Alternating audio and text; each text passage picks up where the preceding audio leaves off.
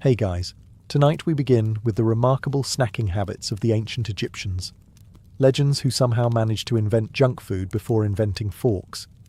So before you get comfortable, take a moment to like the video and subscribe, but only if you genuinely enjoy what I do here. And let me know in the comments where you're tuning in from and what time it is for you. It's always fascinating to see who's joining us from around the world. So you're an average Egyptian, not a high priest. Not a pharaoh. Just a regular human in a linen kilt, trying to make it through the sweltering day without passing out into the Nile. You've spent the last 8 hours herding goats or hauling mud bricks, and now it's time for a snack. Maybe even a meal. You reach for the most reliable thing in your life. Bread. But don't get too excited. This isn't the fluffy, warm baguette of modern fantasy. This is Emma wheat bread. Thick, flat, and rough enough to give your gums a solid workout. Why? Because the ancient Egyptians ground their grain with stone, and by stone, we mean the entire desert floor. Every bite is a gamble. Is that crunch a grain of barley or a surprise shard of quartz? Either way, your dentist, if you had one, would be furious. Still, bread was everything. It was your main source of calories, the base of the food pyramid, and possibly part of the actual pyramid.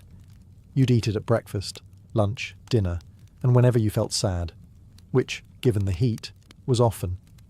And it wasn't just plain bread. You got creative. Some loaves were shaped like birds or fish, because nothing says festive like biting the head off a flower duck.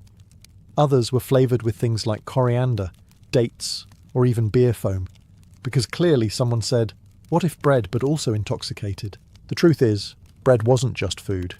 It was currency, offering, and comfort food all in one.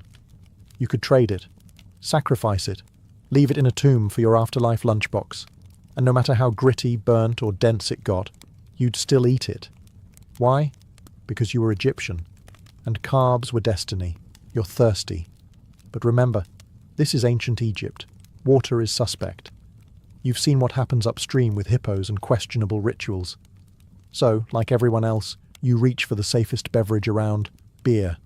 But don't expect a cold pilsner with a citrusy finish. Your Egyptian beer isn't something you sip, it's something you commit to. It arrives in a wide ceramic jug, warm from the sun, thick enough to hold its own shape and full of floaters. You squint. Is that barley? Is that bread? Yes. Yes, it is. You see, beer back then was made by soaking loaves of half-baked bread in water, fermenting it with wild yeasts and maybe straining it if someone was feeling fancy. Most weren't. So what you got was a drinkable loaf, chunky, foamy, tangy, and about as elegant as drinking a swamp smoothie through a straw made of reeds. No carbonation, no clarity, no complaints. This wasn't just for tavern crawlers. Beer was everything. You drank it at breakfast. You gave it to your kids. You got it as wages if you were a worker. If you were building the pyramids, your daily payment was beer, roughly 4 litres of it. Nothing says employee of the month, like finishing your shift mildly buzzed and full of carbs. And don't worry, the gods were on board too. Temples brewed their own batches, some reserved for festivals, some for ritual offerings, and others, shockingly, just for priestly consumption. Apparently, divine service pairs well with a little barley haze. Now, don't mistake all this for poor taste. Egyptians loved this stuff. They wrote hymns about it. They painted scenes of it. They even had a goddess of beer, Tenenet. Yes, an actual divine figure whose job was to oversee childbirth and beer. Because why separate pain and pleasure? You've survived the stone-ground bread and chewed your beer like a champ. Now, you crave something truly indulgent. Something sweet, sticky, and possibly dangerous to your dental health. Enter the honey bomb. No, that's not a medieval weapon. It's dessert, Egyptian style. You shuffle toward the market stalls, where the air smells like roasted grain and ambition. A vendor offers you a warm handful of something golden and glistening. Fried dough, dripping with honey, probably shaped like an abstract bird. You don't ask questions. You just bite. Instant regret. followed by instant bliss. The outside is crispy, the inside soft, and the entire thing is drenched in honey like it lost a bet with a beehive. Your fingers stick together. Your jaw sticks shut. But your soul? Your soul briefly ascends to the field of reeds. You have just eaten a honey cake, or as modern historians call it, ancient Egypt's answer to the Twinkie, minus the shelf life, plastic, or shame. These sweets were everywhere. Weddings, religious festivals, funerals. Nothing said celebration like eating a dessert that could double as an adhesive. Some were made with dates mashed into a gooey paste, then rolled in nuts and dunked in honey. Others were more ambitious. Layered pastries, stuffed pastries, and pastries that dared you to guess if that crunch was a toasted almond or a rogue pebble from the baking pit. And honey wasn't just a sweetener. It was a gift from the gods. Literally. Bees were associated with Ra, the sun god, so eating honey was practically a form of worship. You're not just snacking, you're engaging in divine contact, with extra calories. Of course, only the wealthier folks got the real good stuff.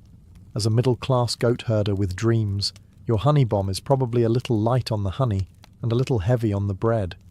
But who cares? It's hot, sticky, and distracts you from the fact that your roof is made of mud and you've been cursed 3 times this week by local cats. It's hot. You're sticky. Your only relief from the sun is the shade of a papyrus stand and the promise of something sweet that won't require a mortar and pestle to digest. So you wander to a street vendor who greets you with a single word that changes everything. Dates. Not the romantic kind. Although, let's be honest, your chances of seducing a priestess are as dry as the Nile in midsummer.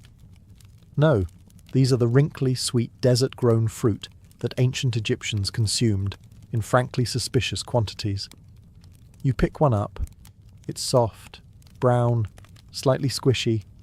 It looks like something a camel rejected, but smells like caramel with ambition. You bite in. Boom. Instant sugar rush. Your pupils dilate. Your jaw twitches. You feel alive again, until you realize you've eaten 5 in under a minute, and now you can hear the gods whispering to you through your molars. Welcome to date overload. Dates were ancient Egypt's answer to everything.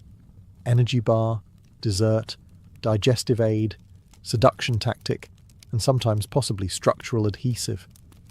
They were mashed, dried, boiled, mixed with nuts, fried, or stuffed with honey, and left out in the sun until they reached the consistency of a brick made of joy. Some people mixed dates with barley flour and rolled them into little balls. Others turned them into syrup, a thick, dark goo they'd pour over bread, cakes, or during wild parties, possibly themselves. You don't ask questions at temple festivals. You just eat. Even scribes loved dates. Their ink may have faded, but the recipes stuck around. Medical papyri listed dates as cures for everything from constipation to general grumpiness. Coincidence? Probably not. You try being sad with a belly full of warm date cake, but there's a dark side. You're halfway through your 7th sticky orb when your stomach begins to ask questions your brain can't answer. You've overdone it. Again, your teeth ache, your tongue feels like it's been lacquered in syrup, and the local ibis is judging you. He saw everything. You stagger back to your mud brick home, sticky-fingered and glassy-eyed, whispering never again to the gods of indulgence. A lie they've heard before. But don't worry. Tomorrow, you'll be back at the vendor's stall. And so the cycle continues. Let's get one thing straight. There are no tigers in Egypt. Not now, not then. But someone, somewhere, saw a small, wrinkly tuber and decided to name it a tiger nut anyway. Marketing was rough in the Bronze Age. So there you are, wandering through the baking district of Thebes, and someone hands you what looks like a cookie, smells like sugar, and has the density of a papyrus scroll dipped in molasses. You take a bite. Crunchy, chewy, sweet, and weirdly floral. Congratulations, you've just encountered ancient Egypt's most beloved non-feline pastry. Tiger nuts, or chufa, weren't actually nuts, more like starchy root vegetables masquerading as dessert ingredients. But the Egyptians didn't care. They ground them into flour, mashed them into paste, or mixed them with honey and dates to form compact, round treats that stuck in your molars for days. A dentist's nightmare, a child's dream. The elite ate them as delicacies, often paired with wine or syrup, and served at banquets where someone played the lyre and someone else definitely vomited in the corner from too much date wine. You, a humble middle-class scribe with a chronic backache, probably got the economy version. Slightly burnt, less honey, more nut-like. One recipe even included pounding tiger nuts with honey, baking the paste in a fire-heated mould, and then finishing with a drizzle of date syrup. You'd think ancient Egypt invented the protein bar, only theirs was mostly sugar and passive aggression. Even tomb paintings feature these little delights. Imagine living in such reverence for a snack that you'd have it painted on your eternal resting place. Here lies Menkar. He loved tiger nut balls and couldn't be stopped. Of course, after 2 or 3, your stomach starts whispering dissent. These pastries are deceptively heavy. You thought you could eat 6? That's cute. Now your jaw is sore, your belly full, and you're questioning the life choices that led you here. Again. Still, you'll go back tomorrow. You always do. Because despite the name, despite the texture, despite the regrets, these little sticky relics taste like ancient joy, and no tigers were harmed in the making. Just your digestive system. You've had tiger nut pastries. You've OD'd on dates. At this point, your stomach is more museum exhibit than organ. And yet, the snack stalls call to you once more. This time, something floral. The vendor hands you what looks like a soggy piece of parchment, crisped at the edges and smelling faintly of pond. You squint. Is it a chip? A petal? Something fished from a divine puddle? Nope. It's a lotus root snack, or something pretending to be one. Welcome to the world of quasi-lotus chips, where ingredients are sacred, methods are experimental, and texture is not guaranteed. Now, to be fair, the lotus flower was a very big deal in ancient Egypt. It symbolized rebirth, sunrises, and probably half the tattoos in Thebes. Every god worth their linen had one in hand or hair. So naturally, the edible parts, mainly the root and seeds, ended up in people's mouths. You nibble the edge.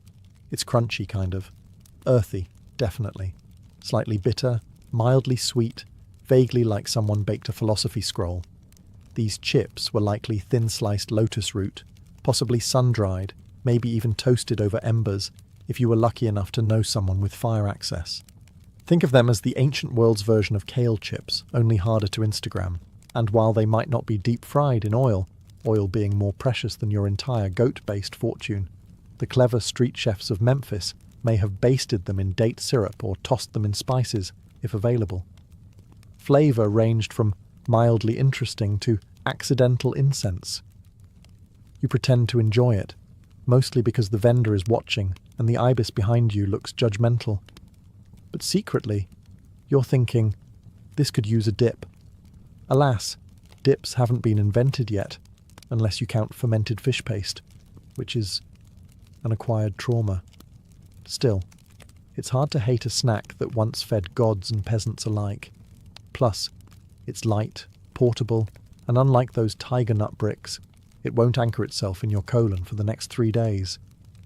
You finish the lotus chip. You even consider another. But the sun is setting, and something smells like roasted onion nearby. Snack destiny awaits. The sun is scorching. The temples are booming with chants, and the air smells like a divine mixture of sweat, incense, and grilled mystery meat. Welcome to Festival Day in ancient Egypt, where religion meets chaos, and calories don't count because Ma'at is watching. You're not entirely sure what god is being celebrated today. It might be Bastet, goddess of cats and parties. Or maybe Hathor, goddess of music, booze, and doing things you won't remember. Either way, there's food. And in Egypt, that's all the theology you need. You elbow your way through a crowd of overly oiled dancers and duck past a priest banging cymbals near your eardrum. Then, like a mirage sent by the gods of glucose, you spot it the festival food stall. There are honey cakes shaped like ankhs, date fritters sizzling on flat stones, roasted goose legs if your status permits. If not, loaves of bread with raisins and enough grit to polish your molars. Children run by with pomegranate-stained hands, possibly possessed by sugar. And you? You grab the ancient equivalent of a fried turnover. It's oozing fig paste, wrapped in barley dough and fried in sesame oil. Precious, rare, and clearly stolen from a nobleman's pantry. You bite into it. You see the sun. You hear the Nile. You temporarily forget you haven't bathed in a week. Festival food in Egypt was a rare explosion of excess in an otherwise grain-based, spiritually anxious diet. These were the days when the rules relaxed, at least slightly. And even the pharaoh might pretend not to notice that his lowest labourers were sneaking wine behind the grain bins. But moderation was not a known concept. You soon find yourself double-fisting honeyed beer buns, shouting praise to Ra with a mouthful of chickpea patties. The music swells. Someone is dancing with a crocodile effigy. You don't ask questions. You eat more. By the end of the night, you're lying in the sand with half a garland around your neck, a belly full of sacred grease, and the profound spiritual realization that you should have stopped at fritter number 3. But it's okay. The gods forgive many things. Festival food frenzy is one of them. You've eaten date bombs. You've gnawed on tiger nut bricks. You've survived a honeyed festival-induced sugar coma. And just when you thought your ancient Egyptian diet couldn't get any more textural, here comes the pièce de résistance, dried fish jerky. With a little sand for good measure, you're walking past a reed stall near the riverbank. It smells like something halfway between a cat's dream and a pharaoh's curse. You pause. A vendor grins at you, holding what looks like a sandal that's been left out too long in the sun. But no, it's a dried fish. You're not entirely sure what species it is. Nile perch? Mullet? Possibly something that died of natural causes. Doesn't matter. Once dried in the sun and slapped with a few mysterious herbs, it becomes the snack of champions, or at least of people who have low standards and strong jaws. You bite in. The texture is somewhere between driftwood and regret. The taste? Salty. Fishy. With the surprise crunch of a tiny pebble tucked deep inside the flesh, like a mineral-filled Kinder Egg. This, dear friend, is ancient jerky, Egypt style. It wasn't fancy. It wasn't ceremonial. It was practical. When your civilization revolves around a massive, occasionally vengeful river, drying fish becomes second nature. No refrigeration, no problem. Just gut it, salt it, and leave it in the sun until it's no longer legally considered moist. And if you're thinking, that doesn't sound like junk food, remember, it was snackable, portable, addictive in a masochistic way. You couldn't eat just one, because the first one usually escaped mid-bite. Some varieties were spiced with herbs, others were marinated in brine before the slow desiccation process began. Either way, it ended up as the ancient equivalent of beef jerky, tough, salty, and favoured by travellers who hated themselves just enough. You carry your chewy, sand-encrusted treasure in a linen pouch. It smells. Oh, it smells, but it keeps the flies away, and also your friends. Bonus, by the time you're done gnawing through it, you've lost a molar and gained a profound appreciation for modern refrigeration. But hey, protein's protein. You've chewed fish jerky with sand. You've braved fig goo, festival fritters, and date-induced spiritual hallucinations.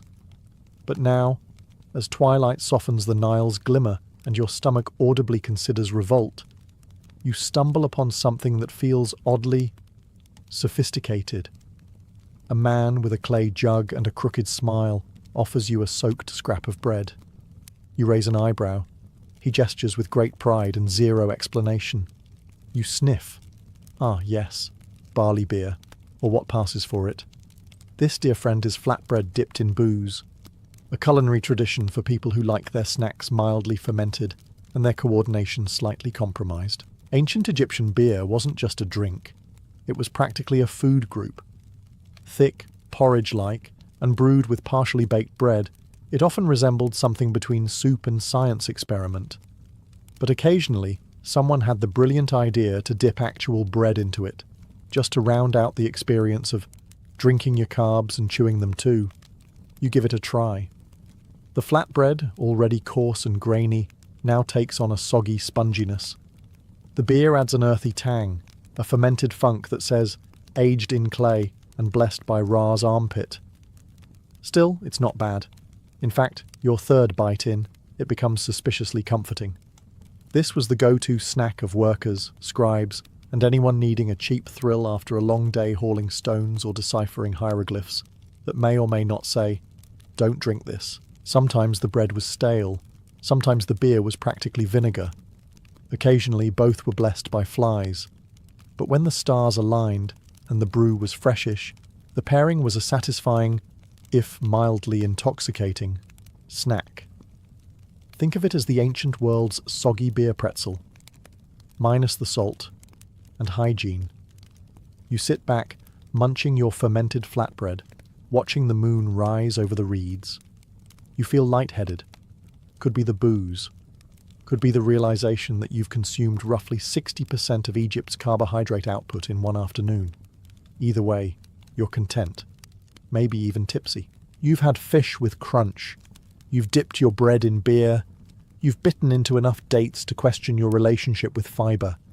And now, finally, your sweet tooth thinks it's spotted salvation. A vendor beckoning with something that vaguely resembles a cookie. Sort of. If you squint. Behold, nutcakes, except minor detail. They're not always made with actual nuts. Oh sure, the name sounds promising. You imagine almonds, maybe pistachios, possibly a surprise hazelnut. But reality slaps you with a barley patty held together by fig paste, honey, and optimism, then dusted with whatever nuts were locally available. Sometimes tiger nuts, sometimes crushed seeds, sometimes things that were just crunchy and lying around. You take a bite. It's sweet. It's chewy. It's oddly sandy again. You don't question it anymore. Nutcakes were the closest ancient Egyptians got to pastries. They were portable, calorie-dense, and beloved by gods and workers alike.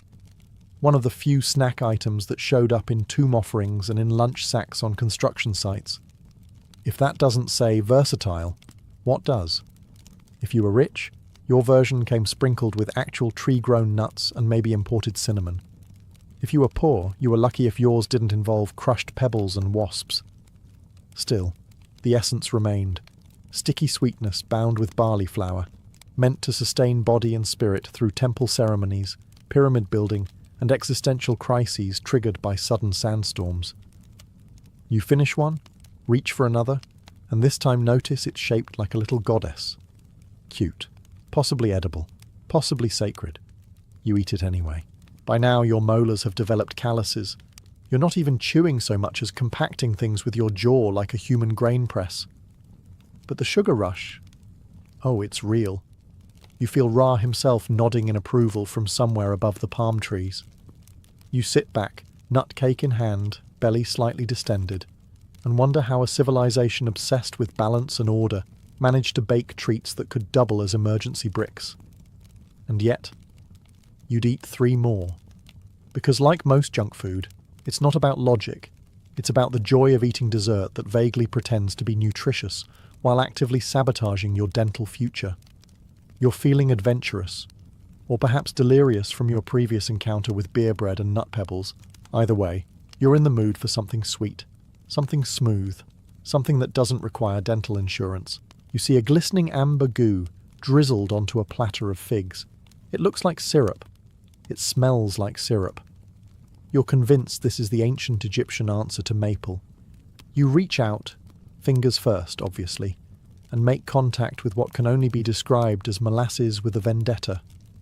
It clings. To your skin, to your hopes, to your very soul. You try to shake it off. It retaliates. Now it's on both hands, and somehow your elbows, and there's sand stuck in it. Of course there is. Congratulations. You've just discovered date syrup, one of ancient Egypt's stickiest culinary creations. Made by boiling dates down into a thick tar-like goo, it was poured over bread, fruits, pastries, and, on particularly lawless afternoons, directly into the mouth, though calling it poured is generous. This stuff oozes slower than a Nile tax collector in July. You finally manage to get a glob onto your barley loaf. It shimmers menacingly. You bite in. The sweetness explodes. Rich, complex, almost spicy, like someone condensed an orchard into a single bite and then dared you to chew through it. In ancient times, this syrup wasn't just food. It was medicine. Or at least, that's what healers claimed after watching people cry trying to swallow it off a spoon. It was also used as a preservative, a glaze, and very possibly an industrial adhesive. And no, there was no such thing as portion control. If it didn't drip, it wasn't enough. You look down. You've managed to syrup your tunic, your forearm, and the lower half of a passing cat. The vendor hands you a cloth that feels more ceremonial than sanitary. Too late. You are the syrup now. But as you lick your fingers like a well-fed priest of Hathor, you realize something. You're not just eating dessert. You're partaking in sweet warfare. Sticky, unyielding, delicious, and you'll be scrubbing it off for the next lunar cycle. You've eaten syrup that clings like guilt. You've gnawed on beer-soaked bread. At this point, your stomach is less a digestive organ and more of an archaeological test site. But there's one more snack staring at you with the confidence of something that's been around for millennia and has absolutely no business being chewable. Behold, fig bricks. You approach the vendor. He grins and slices off a slab of what looks like construction material that got into a bar fight with a fruit basket. You pick it up. It has weight, density, ambition. You take a bite and immediately realize that this snack could be used to fortify a tomb. These weren't just called fig bricks for fun. Ancient Egyptians literally compressed mashed figs, sometimes with barley or date paste, into thick rectangular shapes. Think granola bar meets paving stone. If that sounds appealing, congratulations. Your standards have eroded. The flavour? Surprisingly rich. Figs offer that deep, caramelized sweetness, paired with tiny seeds that explode like edible static in your mouth. But the texture? Imagine chewing through ambition. It's sticky, gritty, and insists on lingering in your molars like a vengeful spirit. Fig bricks were the ancient equivalent of energy bars. Packed with natural sugars and fibres, they kept labourers, soldiers, and hieroglyphic doodlers going through long shifts and dramatic temple drama. They were portable, durable, and nearly immortal. Archaeologists have found some still intact, possibly still chewable. Some even had herbs mixed in, not for flavour, but for digestion.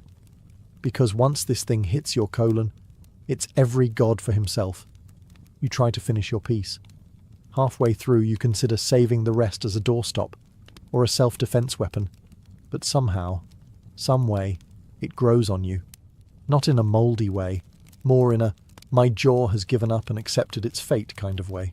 And then, like a true Egyptian peasant, you wipe your hands on your tunic and sigh. You're full. Not in a that was delicious way. More in a I just ate a brick of slow-moving fibre kind of way. But hey, you survived it. You wake up groggy, fig brick still lodged somewhere between your soul and small intestine, and wonder, what did the gods snack on? Well, good news. You're surrounded by temples, priests, and offerings that make your midnight binge look like amateur hour.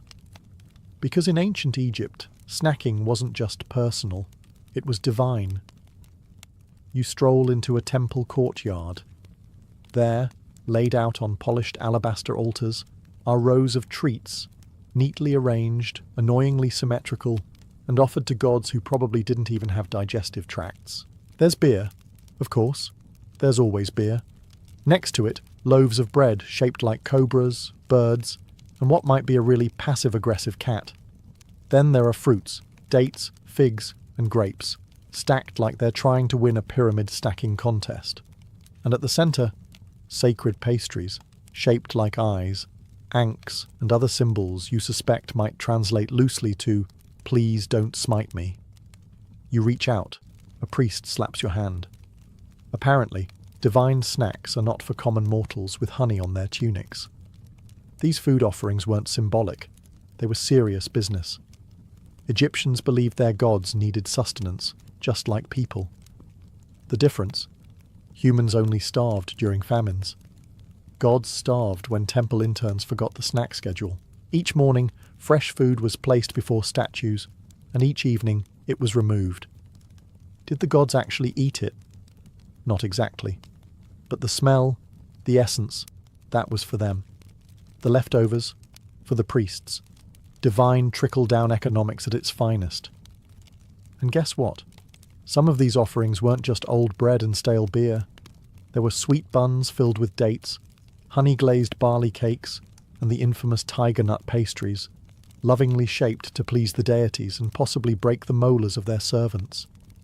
You spot one final item, a pyramid-shaped sweet made of ground seeds and honey. Probably symbolic. Possibly rock hard. Almost definitely going to end up in someone's lunch basket tomorrow.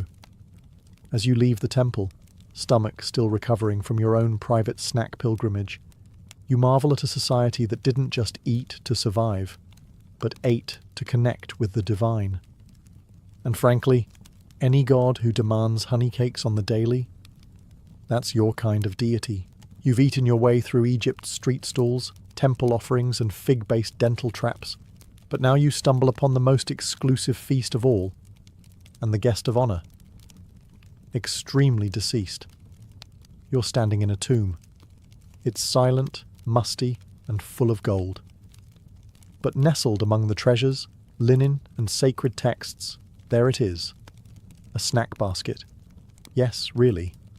The ancient Egyptians didn't just believe in an afterlife, they believed in an afterlife with room service.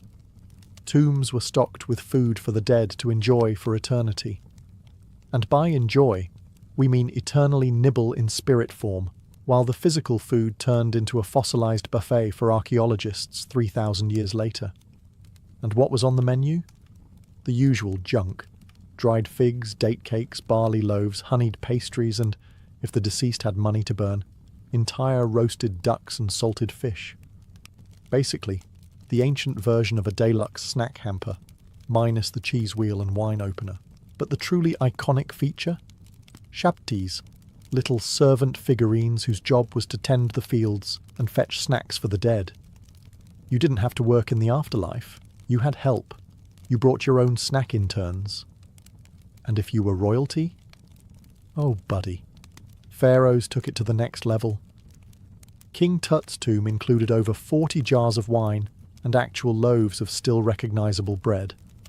It's one thing to be mummified. It's another to have your bread survive just as long. Preservatives? Who needs them when your pantry is sealed tighter than a government conspiracy? You look at the offerings and realize something humbling. These people were planning eternal snacking. You struggle to plan lunch tomorrow. The dead had menus. Sure, some of the food turned to dust and the wine probably oxidized into something resembling embalming fluid. But it wasn't about freshness. It was about preparedness. The dead didn't fear hunger. They feared not having snacks when Osiris came knocking. So here you are. You've devoured honey bombs, sipped chewable beer, survived fig bricks, and even considered stealing food from the gods. But now comes the ultimate realization. In ancient Egypt, the snacking never stopped, not even after death. And that's not a metaphor. You look around and realize these people weren't just obsessed with food, they were planning lifetime-long snack strategies, and then after-lifetime strategies. Your modern pantry has half a bag of chips and some pickles. Their tombs had menu rotation. The ancient Egyptians believed hunger didn't end with your pulse. The afterlife was long, uncertain, and possibly full of awkward judgment scenarios. So naturally you'd want to face eternity with your stomach at least half full. Enter the eternal munchies. We're talking celestial snack planning. Magical spells in the Book of the Dead literally included requests for 1,000 loaves, 1,000 jars of beer, 1,000 oxen, and 1,000 fowl. That's not dinner. That's an afterlife Costco run. And if the magic didn't work? Not to worry, food models were added too. Little wooden carvings of bakeries, breweries, and butchers were tucked into tombs like primitive food trucks for the underworld. If you were rich, you got tiny snack stuff. If you were poor, you got prayers and maybe a barley biscuit. Good luck with that. You, modern reader, suddenly feel underprepared. You don't even know what you're having for lunch tomorrow. These people had their eternal lunch break pre-booked. And what did this eternal menu include? The same indulgent stuff you've already tried. Beer, bread, cakes, dates, honey, salted meats, nuts, and figs. The only difference is, it was supposed to last until your soul was judged, your heart weighed, and, if all went well, you ascended to the field of reeds where, surprise, even more snacks awaited. You stare into the tomb's shadowy distance and imagine it. Endless barley beer fountains, honey flowing like the Nile, and an afterlife where the only consequence of overeating is celestial satisfaction. And that is how you conclude your journey. Not with indigestion, but with awe. Because no one did eternal snacking quite like the Egyptians. Imagine Mongolia in July. A sea of rolling green steppe under a vast blue sky, dotted with white felt gers like pearls on the horizon. The land itself seems to come alive, and so do its people. This is Naadam, the grand midsummer celebration that every Mongolian knows not just as a festival, but as a declaration of identity. While outsiders may see it as colourful performances and exciting contests, for Mongols, Naadam is far deeper. It is history, culture, spirituality, and survival, all tied together in a single fiery heartbeat. At its core, Naadam means gathering. Families travel from isolated grasslands, sometimes days on horseback or by truck, to converge on villages, towns, and the capital, Ulaanbaatar. The atmosphere is electric. Vendors selling fried kushur dumplings line the streets, musicians tune their morin kur fiddles, and elders share oral tales of Genghis Khan's warriors as children run through crowds in excitement. The festival begins officially with a parade. Soldiers, monks, musicians, and athletes marching before a roaring audience. Brightly coloured costumes, flowing silk deals and banners flutter against the wind, while the national flag rises with solemn dignity. But Naadam is more than pomp. It is the rare moment in the year when Mongols gather as a nation, not scattered herding families, but a single people bound by tradition. It recalls centuries of resilience, from medieval Khans to Soviet hardships, reminding everyone that though the world changes, the essence of Mongol culture remains unbroken. When the wrestling matches start, when arrows whistle through the air, when horses thunder across the plains, each act connects the present to a long, unbroken chain of ancestors who lived, fought, and thrived on these lands. And of course, there is food. If sports embody strength, the feast embodies community. Tables overflow with boiled mutton, fermented mare's milk, creamy dairy curds, and endless trays of roasted meats, dishes designed to honour both guests and ancestors. Eating together is as important as the games themselves, for no Naadam is complete without a shared meal. The air is filled with laughter, music, and the smoky aroma of grilled lamb, mingling with the dust kicked up by horses. Naadam is not just Mongolia's festival, it is Mongolia itself, condensed into 3 days of spirit, tradition, and feasting on the steppe. At the heart of Naadam are the legendary 3 manly sports: wrestling, archery, and horse racing.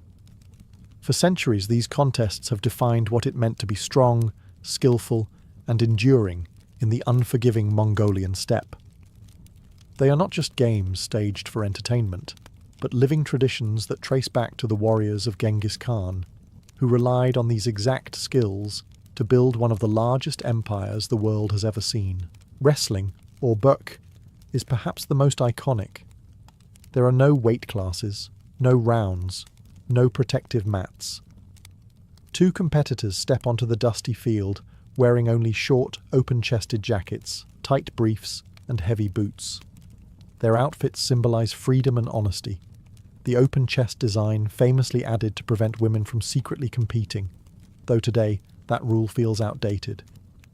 The goal is simple: force your opponent to touch the ground with any part of their body other than their feet or hands. But Burke is not just physical, it is spiritual. Before every bout, wrestlers raise their arms and mimic the flight of the mythical eagle, honouring the spirits of the steppe. Victors are celebrated not only as athletes, but as cultural heroes, their titles echoing through local memory for decades. Archery brings a different energy. Men and women alike stand in long lines, dressed in colourful deals, and draw traditional composite bows, powerful weapons once feared by armies across Eurasia. The targets are not bullseyes on paper, but small leather rings placed on the ground, requiring deadly precision. Arrows whistle through the air as teams chant rhythmic encouragements. It feels less like a modern sport, and more like stepping into a medieval battlefield, where accuracy meant survival. And then there is horse racing, a spectacle unlike anything in the world. Mongolian horses are small but powerful, perfectly adapted to the steppe. The jockeys, children, some as young as 5 or 6, because their lightweight allows the horses to run faster. These races stretch for miles across open fields, the thundering hooves raising clouds of dust visible for kilometres. Families wait anxiously, cheering for their young riders. Winning a Naadam horse race is one of the greatest honours a family can achieve, and the horse itself is praised with songs and garlands. Together, these 3 sports are more than competition. They are Mongolia's heartbeat, keeping ancient skills alive and passing them to new generations. While the contests of Naadam stir the dust of the steppe, the feasts fill the air with their own kind of energy. Food is as central to Naadam as wrestling, archery, or horse racing.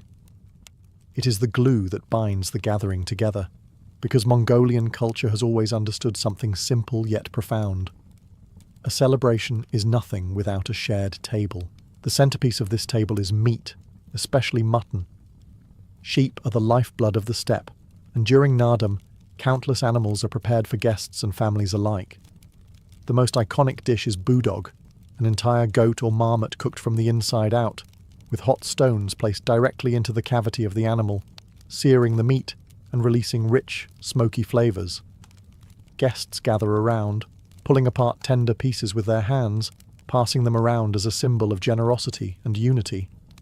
Then there is korkhog, another classic, where chunks of lamb are slow-cooked with vegetables and hot stones in a sealed metal pot, creating a stew so savoury that its aroma alone can draw a crowd. But the feast doesn't end with meat. Dairy is equally important, reflecting Mongolia's nomadic reliance on livestock. Plates of arul, dried curds that range from sweet to sour, are passed around like snacks.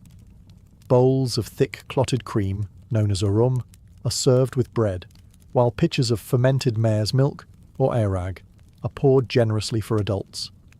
Drinking airag is almost a ritual in itself. Sour, slightly fizzy, and made in large leather bags, it is believed to carry both nutritional and spiritual power, connecting those who drink it to the land and its herds. Street vendors thrive during Naadam as well, selling fried kushur, crispy meat-filled dumplings that are greasy, satisfying, and perfect for grabbing between events. Lines of people form around kushur stalls, the scent of sizzling dough becoming one of the unofficial aromas of the festival. For many Mongols, eating kushur at Naadam is as essential as watching the horse races. When people sit to eat, it is never only about filling the stomach. The feast is a social ritual, a chance to greet old friends, honour guests, and strengthen bonds between families and clans. In every shared bowl of meat, in every sip of airag, lies the spirit of Naadam, community, tradition, and abundance. No feast is complete without drink, and in Mongolia, Naadam wouldn't feel whole without the unique beverages that have flavoured nomadic life for centuries. But here's the twist. Traditional Mongolian drinks are not your standard lagers or sweet wines. Some of them you don't just sip, you almost chew. The most famous among them is airag, fermented mare's milk, a drink so tied to Naadam that its absence would feel like a missing limb of the festival. Ayrag is unlike anything found in the West.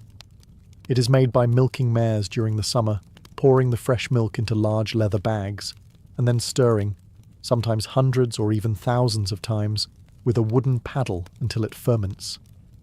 The result is fizzy, slightly sour, low in alcohol but strong in symbolism. To drink it is to taste Mongolia itself, the land, the animals, the cycle of nomadic life. At Naadam, hosts pour it freely for guests, and to refuse would be considered rude. Sharing a bowl of Ayrag is as much about respect as refreshment, but Ayrag isn't the only drink on the Naadam table. There are other dairy-based concoctions that verge on being food themselves. Tarag, a thick yogurt drink, and Biaslag, a fermented cheese liquid, are heavy, rich, and filling. Then there is Shimin Arki, often called milk vodka, distilled from fermented milk. It can be surprisingly strong. These drinks blur the line between nourishment and intoxication, and many are so hearty that chewing them feels more accurate than drinking. The act of drinking during Naadam carries ritual weight. Bowls, not glasses, are passed hand to hand. Elders are always served first, a sign of respect. When someone hands you a bowl of Ayrag, you must take it with your right hand and support your elbow with the left, an old gesture of honour. To drink together is to cement friendship, to reaffirm kinship, and to acknowledge the ancient hospitality of the steppe. Foreign visitors often approach these drinks with hesitation. The sharp tang of Ayrag, the thickness of dairy brews, the warmth of milk vodka. They can all be shocking to a modern palate. Yet, in the laughter of friends, the clinking of bowls, and the roar of the festival, these drinks weave people together. In that moment, Naadam becomes more than spectacle. It becomes communion. Amid the smoky mutton, sizzling dumplings, and endless bowls of fermented milk, Naadam also offers something many visitors don't expect: sweets. Mongolia may be a land famous for its rugged meat and dairy, but when the Naadam festival rolls in, the tables also welcome treats that balance the heaviness of meat with bursts of sugar and richness. Chief among them are honey-based confections, sometimes called balin bortsog, the honey bombs of the steppe. Bortsog are small, golden, deep-fried dough pieces, a bit like donuts, but denser and more rustic. During Naadam, they are often drenched in honey, piled into bowls, and passed around with tea. The combination of fried bread and sticky sweetness makes them dangerously addictive. They are simple to make: flour, butter, milk, and eggs fried in oil, but during the festival, they become symbolic. In nomadic life, sugar and honey were luxuries, and to serve them during Naadam meant abundance, generosity, and celebration. The honey bombs aren't alone, though. Families also prepare Yule Bouv, large layered ceremonial cakes topped with sugar cubes and sweets. While these cakes are most prominent during Lunar New Year, they sometimes appear at Naadam feasts as well, standing tall like edible monuments. Children circle the tables, snatching at pieces of fried dough or licking their fingers clean from honey drips, while parents laugh and pretend not to notice. Honey itself has long held symbolic value in Mongolia. Nomads saw it as a gift of health and vitality, and it was believed to strengthen the body for long journeys or hard labour. At Naadam, honey-glazed bortsog embody this idea of strength-meeting sweetness. After hours of cheering at wrestling matches or chasing horses across the plains, a handful of honey bombs restores energy and keeps spirits high. And sweets are never consumed alone. They're paired with steaming cups of sute tsai, salty milk tea, creating an unexpectedly delightful contrast. The salt cuts through the sugar, balancing flavours in a way only the nomadic palate could invent. For guests from afar, it may seem strange at first, but once you sit in a gyr sharing tea and honey bombs, the combination feels natural, even necessary. In the end, Naadam's honey bombs remind us that feasting is not just about survival foods, meat, milk, and bread, but about indulgence too. They add sparkle to the table, laughter to the meal, and sweetness to the memory of Mongolia's greatest celebration. Though Mongolia is a land of steppe, wind, and livestock, Nardam tables sometimes surprise visitors with delicacies brought in from faraway lands. Among these, dried fruits, especially dates, stand out. They aren't grown in the cold Mongolian climate, but through centuries of trade along the Silk Road, dates became a treasured guest at feasts. During Nadam, bowls of them sit beside heaps of meat and trays of fried bread, offering bursts of concentrated sweetness that contrast the heaviness of lamb and dairy. For nomads, dates were more than candy. They were survival food. Packed with energy, easy to store and resistant to spoiling, they became a practical luxury for long rides across the steppe. By the time Nadam rolled around, offering dates was a mark of prosperity and hospitality, a way to show guests that you had access to the riches of distant deserts and markets. It was a little taste of Samarkand or Bukhara, carried all the way into the heart of Mongolia. During the festival, children reach eagerly for the sticky, chewy fruits, savouring them as treats between wrestling matches or horse races. Elders, too, chew slowly, reminiscing about old days when dried fruits were rare treasures, sometimes arriving only once a year. To serve dates in abundance during Nadam is to declare, "We are blessed this year, and we share that blessing with you." But dates do more than stand alone. They often mingle with other festival snacks. Chopped and mixed into bowls with arul, dried curds, they create a sweet-sour combo that keeps mouths busy during long afternoons of celebration. Some hosts even stuff dates with nuts or drizzle them with honey, turning them into bite-sized luxuries on a table otherwise dominated by savoury foods. Guests nibble them slowly, almost ceremoniously, aware that what they eat links Mongolia to centuries of traders, travellers, and empires that once passed through the Silk Road. For modern Mongols, dates remain an important festival treat, though easier to obtain today than in the past. At Nadam, their role is not merely culinary, but symbolic. They remind people that Mongolia, though remote and self-reliant, has always been connected to the wider world. In every sticky bite of a date lies a taste of history, a reminder that even in the most rugged steppes, sweetness finds its way home. Among the array of Nadam treats, there are certain snacks that make foreigners pause, partly because of their names. Take tiger nut pastries. Despite the dramatic sound, there are no tigers involved, and in fact, tiger nuts aren't even nuts. They're tiny, chewy tubers, sometimes called earth almonds, that have been enjoyed since ancient times across Asia and beyond. In Mongolia, they found their way into the festival spread through centuries of trade and adaptation, becoming part of Nadam's sweet traditions. Tiger nuts are naturally sweet and nutty, with a texture that's both chewy and crunchy. Mongols discovered that when ground and mixed with flour, butter, and a touch of honey, they could be turned into dense pastries, something portable, filling, and perfect for long journeys. By the time Nadam comes around, these pastries become more than survival food. They are festive indulgences, served alongside fried dough, dates, and dairy treats. In the days leading up to the festival, families prepare them at home, frying or baking little rounds of tiger nut dough until they turn golden brown. Once cooled, they're stacked high on plates in the GER, ready to be offered to guests. Children are especially fond of them, nibbling through the crunchy outside to get to the slightly chewy centre. Some families add honey glazes or sprinkle sugar on top, turning the rustic tuber into something almost decadent. The appeal of tiger nut pastries isn't just their flavour, but their history. They symbolise Mongolia's openness to foods beyond the steppe. Just as dates came by caravan from the deserts to the west, tiger nuts remind people of Mongolia's role as a crossroads of cultures. At Nadam, serving such treats signals not only generosity, but also awareness of the wider world that has always brushed against the Mongolian frontier. When paired with salty milk tea or bowls of ayrag, tiger nut pastries become part of the rhythm of feasting. Guests lean back, full from roasted lamb, and reach for something lighter, sweeter, to cleanse the palate. The pastries may not be as famous as kusho dumplings or as iconic as a bowl of ayrag, but they add an important note to the festival symphony. Sweetness with roots far older and broader than Mongolia itself. In short, tiger nut pastries prove that Naadam isn't only about the local and the traditional, it's about how Mongols have woven the world's flavours into their own identity. At first glance, Mongolia doesn't strike visitors as a land where lotus flowers grow.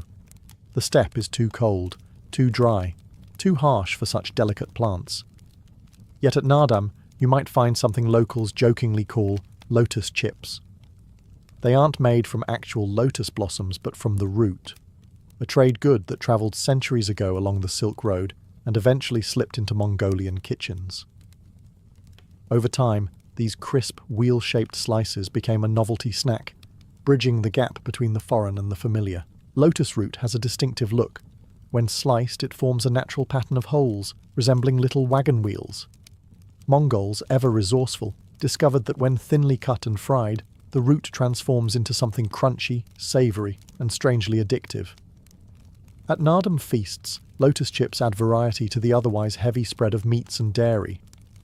They are sprinkled with a touch of salt, sometimes honey, and served in bowls right next to hushor dumplings. For many families, their presence is less about tradition and more about delight, a small surprise on the festival table. Their arrival in Mongolia tells a bigger story. The Mongols of the Empire days weren't just warriors, they were traders, conquerors, and cultural borrowers. Goods from China, Persia, and India flowed into the Mongol world, and foods like lotus root left their mark. Even today, the chip-like snack stands as a quiet reminder that Mongolia has never been an isolated land, but part of a vast web of exchange. Eating lotus chips at Naadam is both a sensory break and a social cue. After gorging on heavy lamb dishes, guests reach for something lighter, crispier. The crunch cuts through the richness of the feast, keeping palates entertained. Children love the playful shape, holding up the little rings like toys before popping them into their mouths. Elders often smile at the sight, recalling stories of how such foods were once rare luxuries, available only in larger towns with strong trade connections. So while lotus chips may not be as deeply traditional as airag or korkog, their presence shows how Naadam is not frozen in time. The festival table evolves, adapting new flavours while still holding to its roots. In every crackling bite of lotus chip lies both Mongolia's openness to the outside world and its genius for making foreign things its own. If wrestling matches, thundering horse races and soaring arrows give Naadam its rhythm, then the feast gives it its soul. But what makes the food scene at Naadam so unforgettable isn't only the dishes themselves, it's the frenzy. Picture entire families spilling out of gers, vendors shouting over one another, and crowds moving like tides between competitions and food stalls. The festival is as much about eating as it is about celebrating, and during Naadam, no one leaves hungry.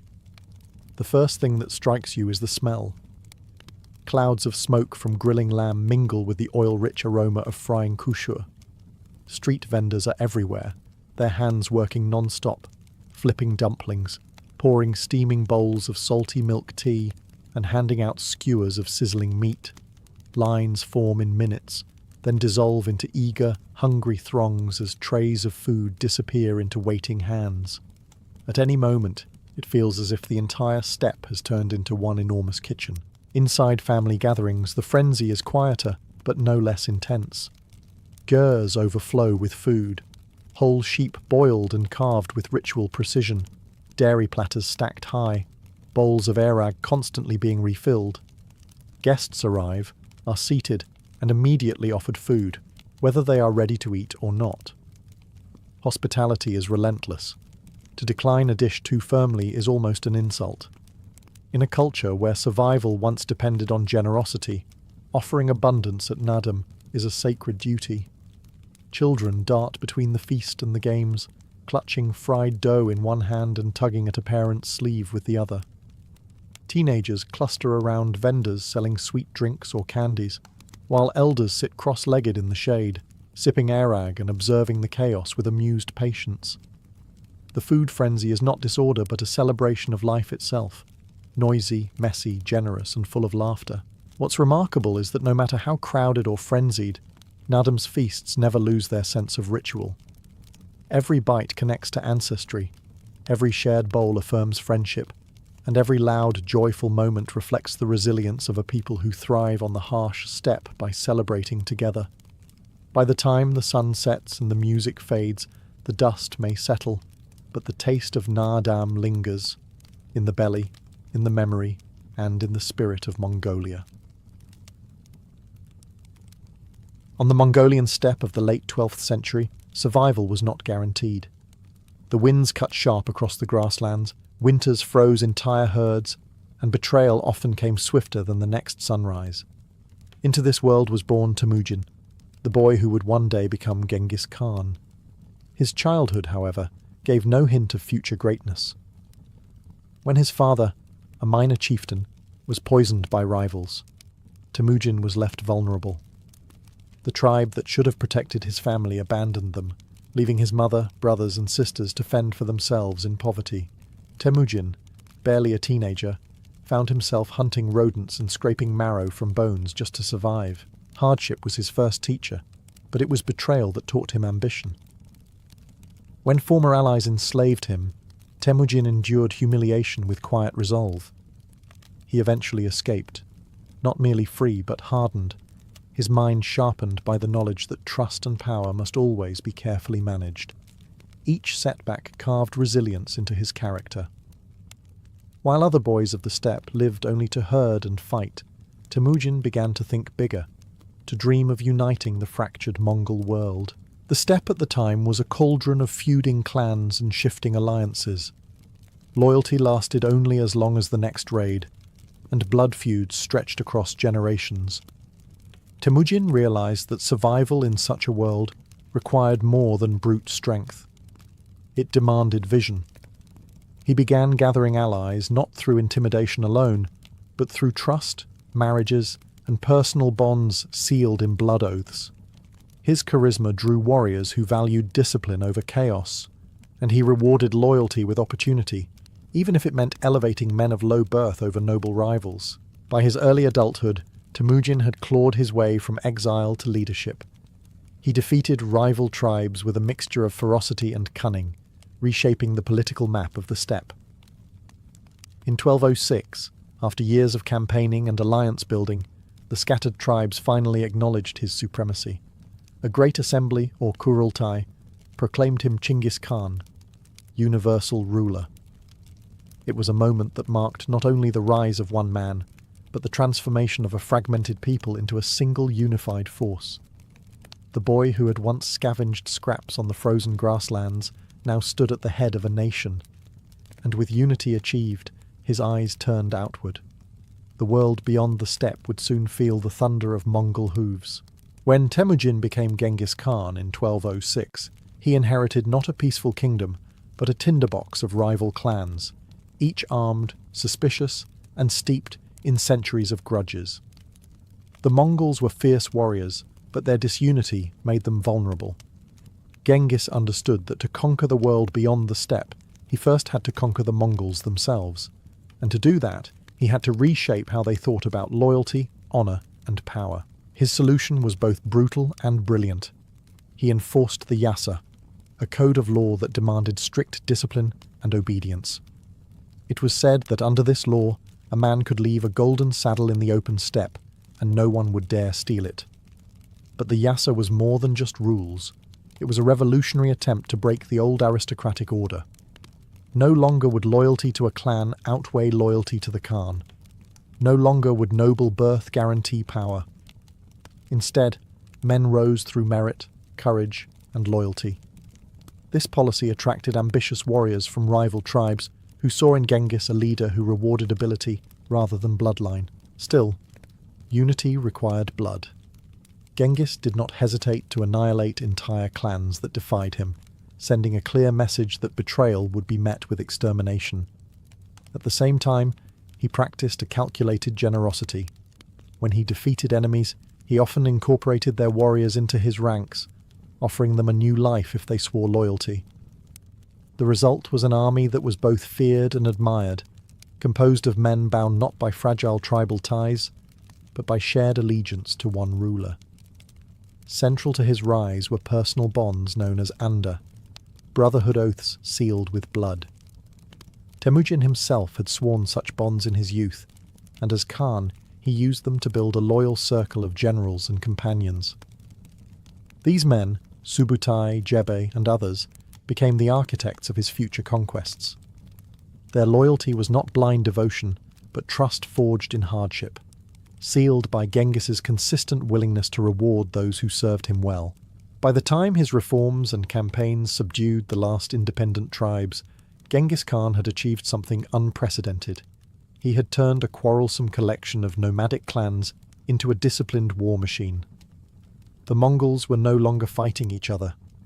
United by blood and oath, they were ready to fight the world. Once the steppe tribes were united under his banner, Genghis Khan turned his gaze southward. Beyond the mountains and deserts lay the wealthy dynasties of northern China, the Tanguts of Xixia and the Jurchen-led Jin Empire. Their lands promised silk, grain, and gold, luxuries unknown to the herders of Mongolia. To the Mongols, the walled cities of China were both a challenge and a temptation, and to Genghis, they were an opportunity to test his new empire's strength. The first target was Xixia, a kingdom whose fortified towns and irrigated fields contrasted starkly with the wide-open steppes. In 1209, Genghis launched his campaign. His cavalry swept across the land, devastating farms and cutting supply lines, forcing the Tanguts to retreat behind their stone walls. At first, the Mongols lacked the siegecraft to break them, but Genghis adapted quickly. He recruited Chinese engineers, learned the use of catapults and siege towers, and soon, the invincible horsemen of the steppe became just as deadly against fortresses as they were in open battle. Xixia surrendered, paying tribute and offering their princess in marriage. It was the first taste of conquest beyond Mongolia, and it whetted Genghis's appetite. The greater prize was the Jin dynasty. Rich, powerful, and arrogant, the Jin rulers underestimated the new Khan. They mocked him, refusing his demands for tribute. Genghis responded with the fury of the steppe. In 1211, he led his armies through the Great Wall itself, outmaneuvering Jin defences with lightning strikes. His cavalry encircled larger armies, showering them with arrows before closing in with curved sabres. The Jin capital at Zhongdu, modern Beijing, was besieged, and though it held out for years, the Mongols ravaged the countryside, starving the city into submission. What shocked the Chinese, and later the world, was Genghis's relentless adaptability. He absorbed the technologies of his enemies, turning their knowledge into his weapon. Siege engineers, scribes, artisans, even defected generals, all found themselves woven into the Mongol war machine. Genghis did not merely conquer. He learned, he borrowed, and he refined. By the time the Jin were forced into humiliating submission, the Mongols had proven themselves not just as raiders, but as a force capable of dismantling empires. The steppe horsemen, once dismissed as barbarians, were now an unstoppable tide pressing deeper into the heart of China. And this was only the beginning. Even as Genghis Khan's armies pressed deep into northern China, his eyes shifted westward. Beyond the Gobi and across Central Asia stretched the lands of the Karakitai and the Khwarezmian Empire, crossroads of the Silk Road, rich with caravans carrying spices, textiles, and silver. These kingdoms stood between the Mongols and the wealth of Persia, the Middle East, and Europe. To conquer them would mean not just plunder, but control of the arteries of global trade. The first step was the defeat of the Karakitai in 1218. Their ruler, the Gur Khan, commanded a decaying empire propped up by mercenaries and fractured loyalties. Genghis's generals Subutai and Jebe exploited these weaknesses with surgical strikes. Their cavalry cut through the empire's defences with terrifying precision, and many local rulers defected rather than face Mongol wrath. Within a year, the Karakitai collapsed, clearing the way toward the Khwarezmian Empire, one of the most powerful states of the Islamic world. Initially, Genghis sought diplomacy. He sent a caravan of merchants and envoys to Khwarezmian Shah Ala ad-Din Muhammad, proposing trade. The Shah, suspicious and arrogant, responded with betrayal. The merchants were executed, and an ambassador was mutilated, an insult Genghis could not forgive. For the Mongols, diplomacy had its place, but dishonor demanded vengeance. In 1219, the Khan unleashed one of the most devastating campaigns in history. The Mongols stormed into Transoxiana, crossing rivers and deserts with speed no one thought possible. Cities like Bukhara and Samarkand, jewels of Islamic culture, fell in rapid succession. Chroniclers describe the Khan entering Bukhara's mosque and declaring, "I am the punishment of God. If you had not committed great sins, God would not have sent a punishment like me upon you." Whether he spoke those exact words or not, the message was clear. Resistance was futile. The campaign was a masterclass in strategy. Subutai and Jebe led feigned retreats, luring enemies into ambushes. Entire armies dissolved in confusion, unable to match Mongol mobility. Cities that resisted were annihilated, their populations slaughtered or enslaved. Those that surrendered quickly were spared, folded into the Mongol system of tribute. By 1221, the Khwarezmian Empire was shattered, its Shah fleeing in disgrace. The westward campaigns transformed Genghis Khan from a regional conqueror into a global terror. His empire now spanned from the Yellow River to the Caspian Sea. For the first time, the Islamic world, Europe, and Christendom realized they faced an enemy unlike any before. One who blended diplomacy, terror, and innovation into unstoppable conquest. The fall of the Khwarezmian Empire left Central Asia in ruins, but for Genghis Khan, vengeance was not yet complete. The Shah who had insulted him, Ala ad-Din Muhammad, fled westward, abandoning his cities and subjects. Mongol forces pursued him across deserts and mountains with relentless determination. Though the Shah eventually died in exile on an island in the Caspian Sea in 1220, the pursuit itself symbolized Genghis's resolve. No insult to Mongol envoys, no breach of diplomatic custom would ever go unpunished. But the Khan's armies were not finished. They turned their fury on Persia. The invasion of Persia was both strategic and symbolic. Persia was a land of flourishing cities, Islamic scholarship, and thriving markets, but it was also a fragmented realm, vulnerable to Mongol discipline. In 1220-1221, Mongol generals Subutai and Jebe spearheaded the campaign, leading rapid advances that stunned defenders. The Mongols moved in columns across vast distances, coordinating attacks that seemed impossible given the terrain. No river, desert, or mountain could slow their cavalry. Cities that resisted paid the highest price. Nishapur, after a prolonged siege, was raised in vengeance when a Mongol commander, Genghis' own son-in-law, was killed. Chroniclers claim hundreds of thousands were slaughtered, though such numbers may be exaggerated. The brutality, however, was undeniable. Entire neighborhoods were leveled, and survivors were carried off as slaves. For the Mongols, terror was not a byproduct of war. It was a weapon, designed to shatter resistance before it could form. Other cities, however, learned the lesson and opened their gates. Those that surrendered quickly were often spared mass destruction, their artisans and scholars spared to serve the empire. Genghis had no interest in ruling smoking ruins alone.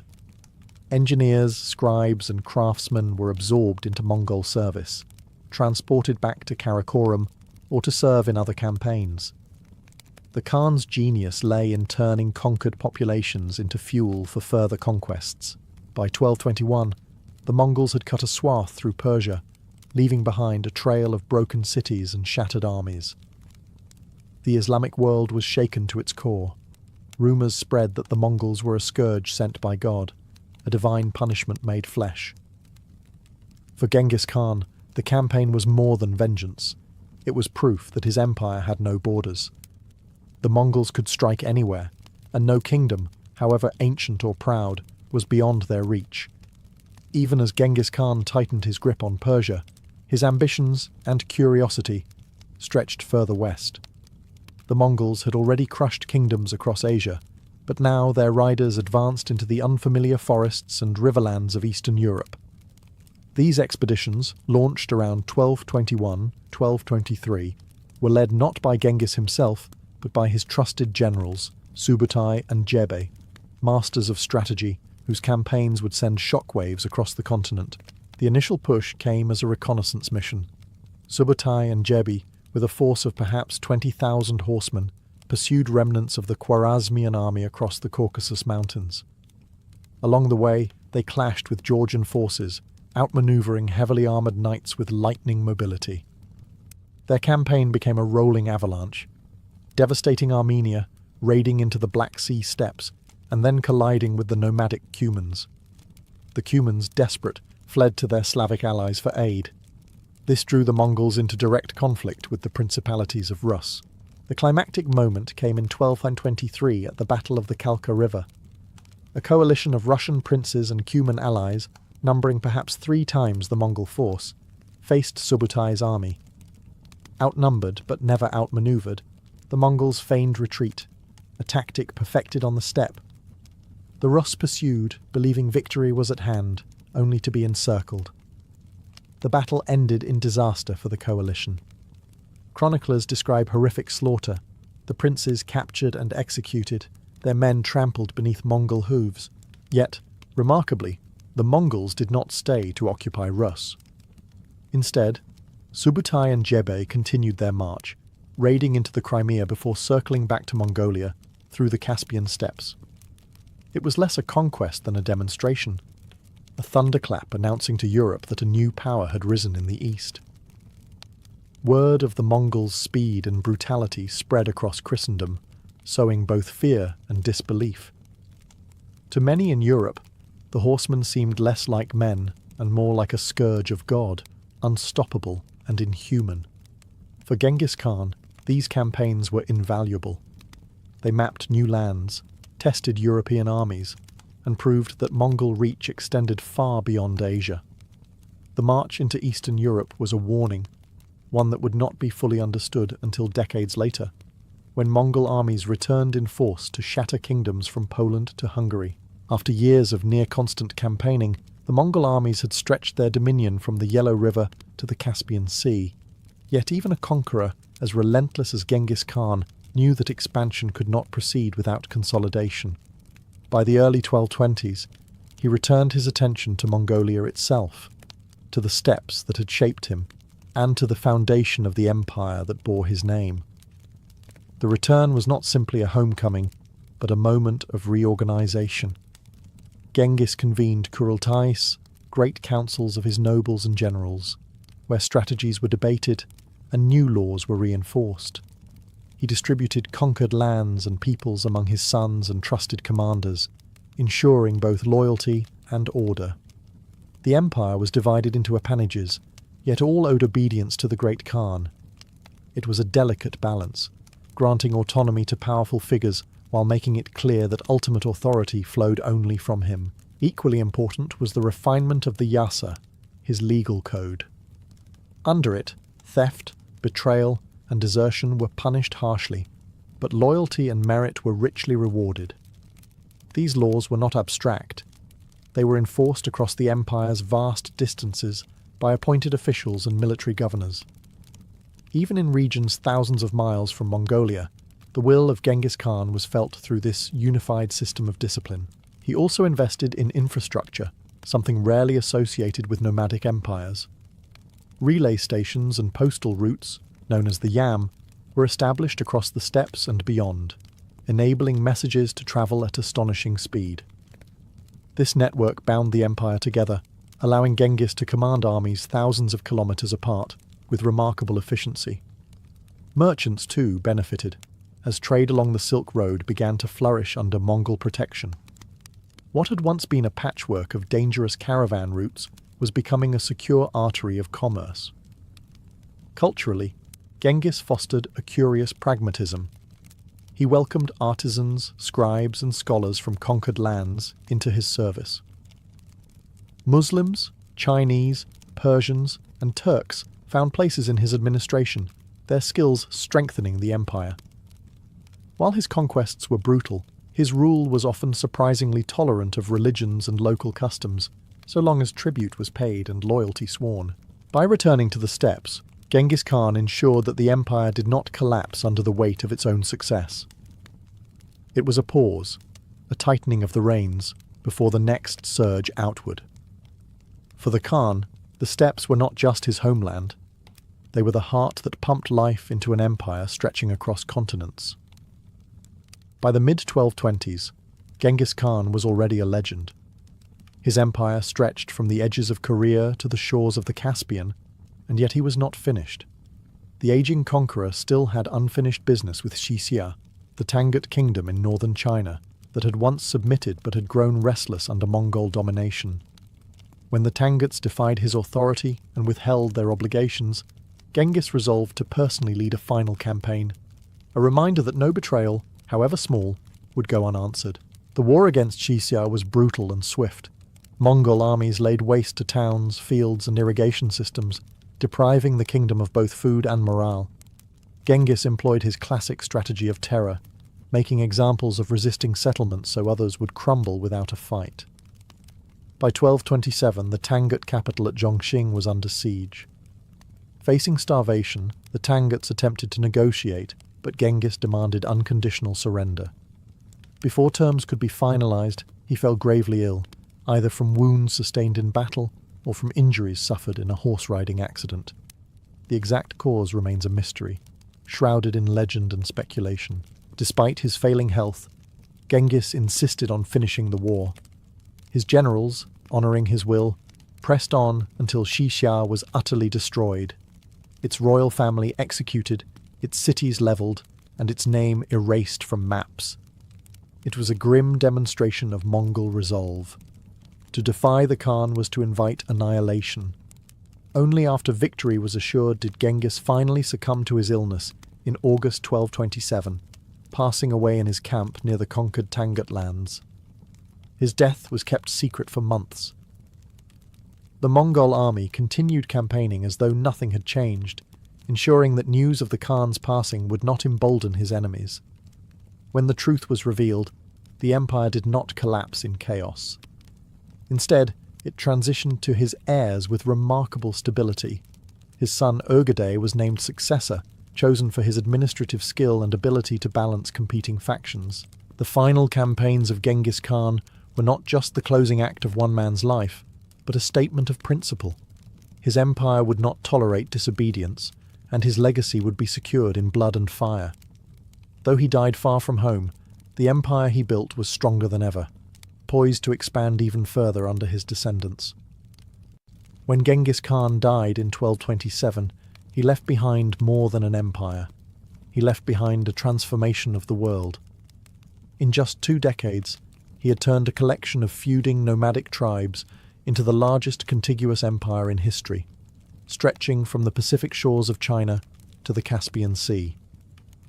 His legacy was written not only in conquest, but in the systems he built, the terror he wielded, and the unexpected stability he created across vast and diverse lands. Strategically, Genghis revolutionized warfare. His mastery of cavalry tactics, use of feigned retreats, and relentless mobility allowed the Mongols to outmaneuver larger, slower armies. He was not afraid to adopt the technologies of his enemies. Siege engines from China, engineers from Persia, and administrators from the Islamic world all found their place in his war machine. By combining steppe ferocity with borrowed innovations, Genghis created a model of adaptive warfare that reshaped how empires fought. His brutality, however, became just as legendary. Entire cities that resisted were annihilated, their populations massacred to instill fear in others. To his enemies, he was a monster, the punishment of God, as one chronicler put it. Yet this ruthlessness had a calculated purpose. It broke resistance before battles were even fought, saving Mongol lives and accelerating conquest. Terror, for Genghis, was a weapon as sharp as any blade, but his empire was not built on fear alone. The Yasa codified law and discipline, ensuring that Mongol soldiers and subjects alike lived under a predictable order. His postal relay system, the Yam, allowed messages and goods to travel astonishing distances with speed. Trade routes, once fractured and dangerous, thrived under Mongol protection, giving rise to what historians later called the Pax Mongolica, the Mongol Peace. For the first time in centuries, merchants could travel from Europe to China with relative safety, carrying ideas, inventions, and religions alongside silk and spices. The legacy of Genghis Khan is paradoxical. He was both destroyer and unifier, butcher and lawgiver. To those who felt his wrath, he was apocalypse. To his followers, he was a father of nations. His empire did not die with him. Under his sons and grandsons, it would swell to encompass almost all of Eurasia, influencing everything from European politics to Chinese governance. Genghis Khan began as a boy abandoned on the steppe. He ended as the ruler of the largest empire the world has ever seen. His legacy still lingers, in history, in bloodlines, and in the very shape of the modern world. Picture a dusty frontier town at high noon. The streets are empty except for a few horses tied outside wooden storefronts, their tails flicking at flies. Suddenly, you hear the squeak of hinges and the thud of swinging doors, the entrance to the local saloon. For newcomers, those bat-winged doors were more than an entrance. They were a threshold into another world, one buzzing with energy, danger, and possibility. Step inside, and you're immediately hit with the smell. A pungent mix of whiskey, cigar smoke, sweat, and frying meat. The air is thick, hazy with tobacco clouds that hang over the room like a curtain. Wooden floors are worn from countless boots, spurred heels clinking as cowboys stride to the bar. The room is dimly lit, but alive. Glasses clink, voices shout, and the occasional burst of laughter cuts through the chaos. To the weary drifter fresh off the trail, the saloon was a sanctuary. To the townsfolk, it was the beating heart of their community. Saloons weren't just places to drink. They were the first permanent structures to rise in many frontier towns, built even before churches or schools. They offered warmth on freezing nights, shade from blistering afternoons, and companionship in the loneliness of the West. For miners, it was where they spent their gold dust. For ranch hands, it was where they celebrated payday. Even lawmen and outlaws alike found themselves under the same roof, though never without tension. The barkeep was often the quiet ruler of this unruly world. He knew everyone's business, kept the liquor flowing, and occasionally doubled as peacemaker when tempers flared. Behind him stood shelves of whiskey bottles, some genuine, many filled with harsh blends cut with turpentine or watered down to stretch profits. Yet no one complained too loudly. The drink did its job. In one corner, the gaming tables glowed with the promise of fortune. In another, a piano clanked out ragtime tunes, sometimes accompanied by dancing girls who made the saloon more than just a watering hole. Above it all lingered the unspoken truth.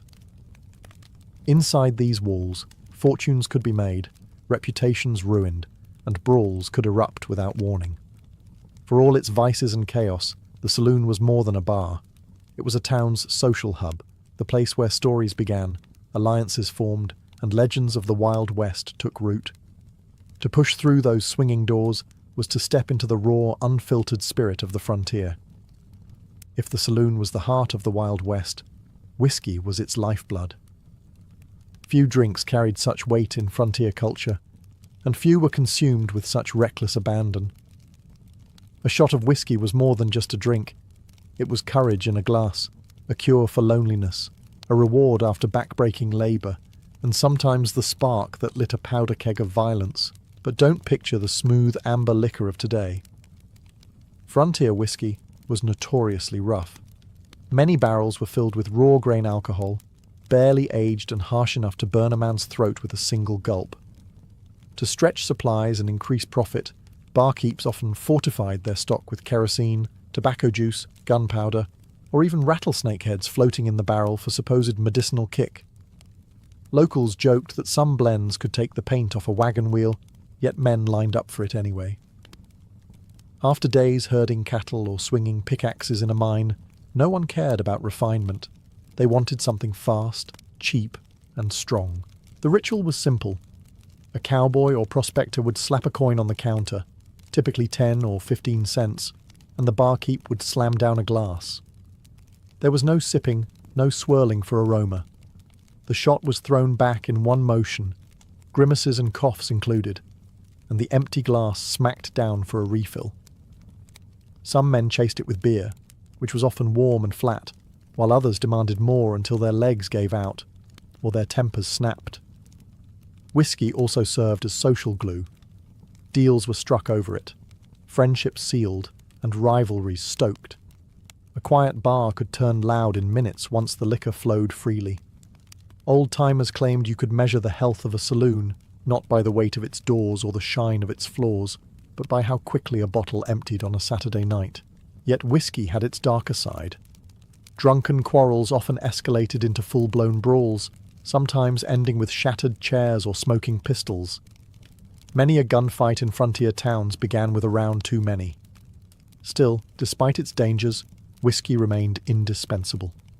In a land of hardship and uncertainty, it was the one constant. In the Wild West saloon, whiskey wasn't just a drink. It was fire, fuel, and sometimes fate in liquid form. If whiskey was the fuel of the saloon, gambling was its heartbeat. Every frontier bar worth its salt had gaming tables, and around them gathered miners fresh from the hills, cowboys with pockets full of wages, and drifters hoping to strike it rich without ever touching a shovel or a herd.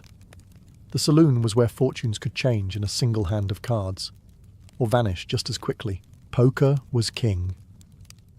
Men hunched over scarred wooden tables, their eyes fixed on hands of five-card draw, brows furrowed beneath wide-brimmed hats. A good poker player could stretch a few dollars into a fortune, provided he kept his nerves steady and his revolver close. Bluffing was an art, but cheating was common. Hidden aces, marked cards, or a partner dealing from the bottom of the deck were constant threats. Getting caught didn't just mean losing your winnings.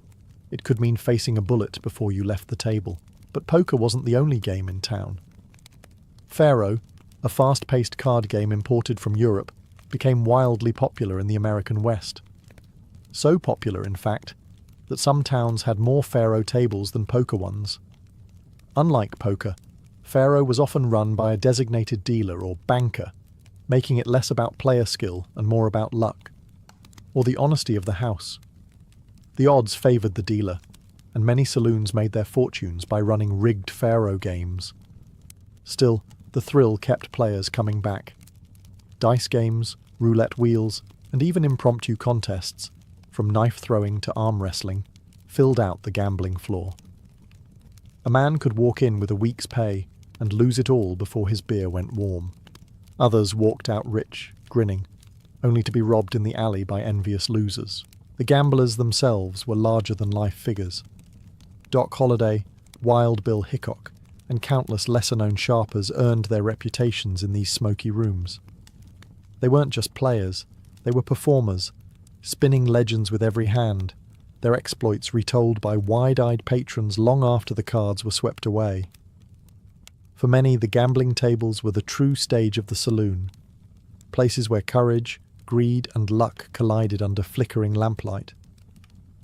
Every shuffle of the deck carried possibility, and every deal carried danger. In the Wild West, fortune was never secure, but inside the saloon, it was always just one hand away.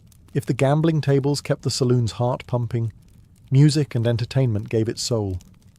The sound of a battered upright piano, half in tune and half in protest, was a fixture in nearly every frontier saloon. Its cheerful clatter cut through the haze of cigar smoke and clinking glasses, carrying with it a promise of distraction from the hardships outside. Whether it was a lively ragtime number, a mournful ballad, or just a drunk pianist pounding keys with more enthusiasm than skill, the music filled the room with life. Often, the piano player wasn't alone. Fiddlers, banjo pickers, or even small travelling bands added variety, turning the saloon into the closest thing to a concert hall most towns ever had. Patrons sang along loudly and badly, their voices slurring with whiskey, their laughter blending with the music until the place itself seemed to vibrate. And then there were the dancing girls, the icons of saloon life. Known variously as saloon girls, soiled doves, or simply entertainers, these women worked as much to keep men spending money as they did to perform. Dressed in bright gowns with feathers, sequins, and rouge, they danced on makeshift stages or wove through the crowd, coaxing cowboys and miners to buy them drinks. For the price of a whiskey, often watered down for the girls, a lonely drifter could enjoy conversation, flirtation, and the fleeting illusion of companionship. Some saloon girls were skilled performers in their own right, able to sing or dance with enough flair to captivate a room. Others were there simply to survive, earning what they could in a world that offered women few opportunities. To many patrons, however, they were as essential to the saloon experience as cards or liquor. Of course, the presence of music and dancing didn't always mean peace. Jealous quarrels between patrons over a girl's attention could escalate quickly, and more than one brawl began with a misplaced word during a waltz. Still, the atmosphere they created was irresistible. For men who had spent weeks on dusty trails or in dark mines, the glow of lamplight, the rustle of skirts, and the rhythm of piano keys were intoxicating reminders that life could be more than toil and dust. Entertainment in the saloon was never polished or refined, but it didn't need to be. It was raw, loud, and alive, exactly like the Wild West itself. For all the music, laughter, and whiskey-fueled cheer, every saloon carried the threat of sudden violence. Beneath the clink of glasses and shuffle of cards, tempers simmered like dynamite waiting for a spark. All it took was a crooked deal, a spilled drink, or a jealous glance at a dancing girl, and the saloon could erupt into chaos. Brawls were the most common form of saloon mayhem. Fists flew, chairs splintered, and bottles shattered as men settled grudges with brute strength. The barkeep might try to break it up with a shotgun under the counter, but often fights spread like wildfire, dragging half the room into the fray. Tables overturned, lamps were smashed, and unlucky gamblers lost not only their wages, but their teeth. To the regulars, a good brawl was almost expected, entertainment as much as a hazard. Yet some confrontations didn't end with bruises and black eyes. In a land where every man carried iron on his hip, disputes often escalated to drawn pistols. The most infamous saloon gunfights entered legend. Wild Bill Hickok was gunned down in Deadwood's No. 10 saloon, while holding what would later be called the dead man's hand. Doc Holliday and Wyatt Earp's reputations were cemented not only in dusty streets, but in smoky saloon rooms where bullets flew over poker chips. These violent clashes made saloons dangerous, but also magnetic. Tales of gunfights travelled faster than stagecoaches, drawing gamblers, outlaws, and thrill-seekers who wanted to witness, or survive, the next explosion of violence. The saloon became theatre, and the actors were armed men whose lives balanced on the edge of chance. Lawmen walked a fine line.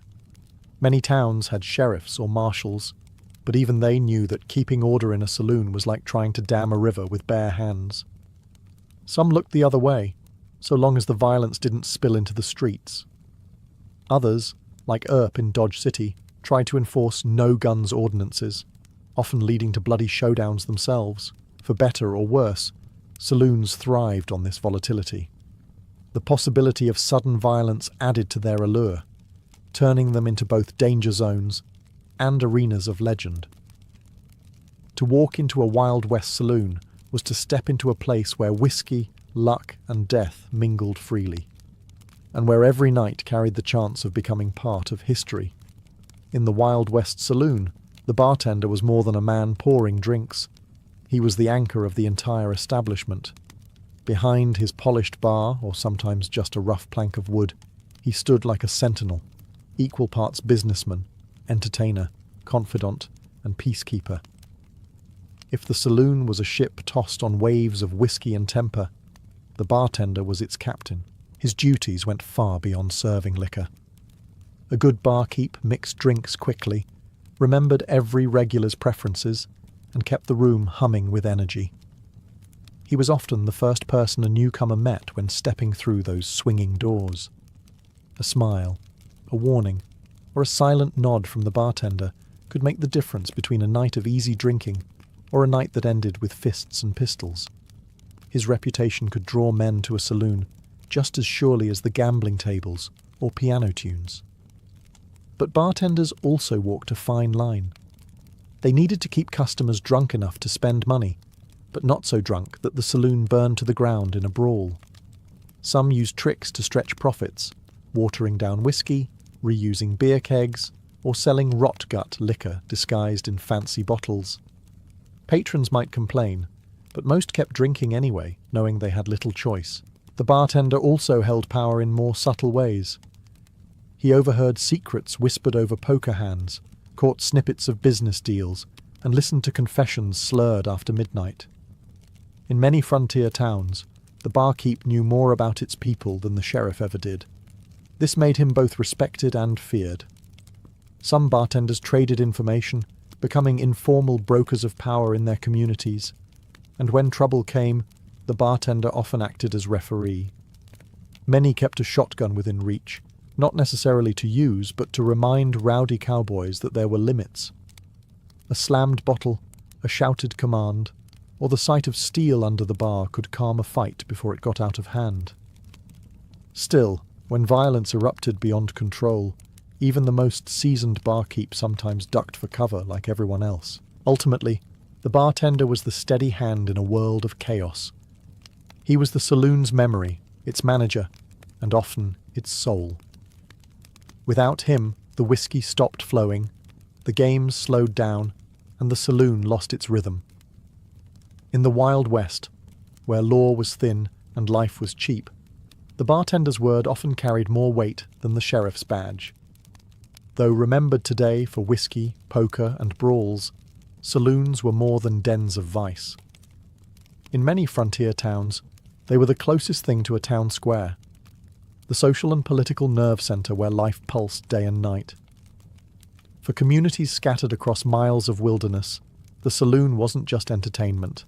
It was the hub where people gathered, news travelled, and decisions were made. Miners fresh from the diggings brought their gold dust to the bar, trading it for drinks, supplies, or the company of fellow labourers. Cowboys ended long cattle drives by cashing in their wages, often spending them almost entirely under the saloon roof. Drifters who had no family found in the saloon a place where they could talk, laugh, and at least pretend they belonged. Even respectable townsfolk who might have frowned at the chaos admitted that much of the town's business, whether economic or political, flowed through those swinging doors. The saloon was also the community's newsroom. In a time before telegraphs and newspapers reached every settlement, gossip and rumour spread across bar counters faster than any official announcement. Travellers and salesmen brought tales from distant territories, sheriffs kept their ears open for whispers of outlaws, and prospectors swapped stories of new strikes in the hills. A single conversation in a saloon could set men packing for the next gold rush, or prepare a posse for trouble. Politics thrived there as well. Candidates for sheriff, mayor, or judge bought rounds of drinks to win favour. Deals were brokered over poker tables, and alliances sealed with clinking glasses. In towns without courthouses or proper halls, community meetings were often held right in the saloon, with decisions hammered out between whiskey shots. For better or worse, the saloon was the frontier's parliament. Not all saloons looked the same. Some were small, rough shacks with little more than a bar and a few chairs. Others grew into grand establishments with chandeliers, fine mirrors, and carved woodwork, a symbol that the town had grown prosperous. But whether humble or lavish, every saloon functioned as a lifeline, keeping isolated settlers connected to one another. In a world where loneliness could break a man as surely as hunger, the saloon's role as a gathering place cannot be overstated. It was the stage where news was shared, bonds were forged, and towns carved out identities on the edge of civilization. When people picture saloons, they often imagine a smoky room full of dusty cowboys, gamblers, and gunfighters. Yet women were there too, shaping the saloon's atmosphere and, in many cases, its very survival. Their roles were complex. sometimes glamorous, sometimes tragic, but always central to the world behind those swinging doors. The most visible were the saloon girls, entertainers who sang, danced, and kept men company at the tables. Dressed in bright gowns with feathers in their hair, they stood out in towns where most women wore plain dresses suited for farm or household work. They were hired not simply to amuse, but to keep customers spending. For every drink a cowboy bought for a saloon girl, the house earned extra profit. And often the girl's drink was little more than watered-down liquor or coloured water. To a lonely prospector, the illusion of sharing whiskey and laughter with a woman was worth the price. But these women lived hard lives. Many were far from home, lured west by promises of excitement or driven by poverty. Some earned decent money and even found stability, while others slipped into cycles of exploitation, treated more like property than employees. Respectable society often branded them as soiled doves, and though they brought warmth and life to the saloon, they were rarely welcomed outside it. Not all women in saloons were entertainers, however. Some owned or managed establishments themselves.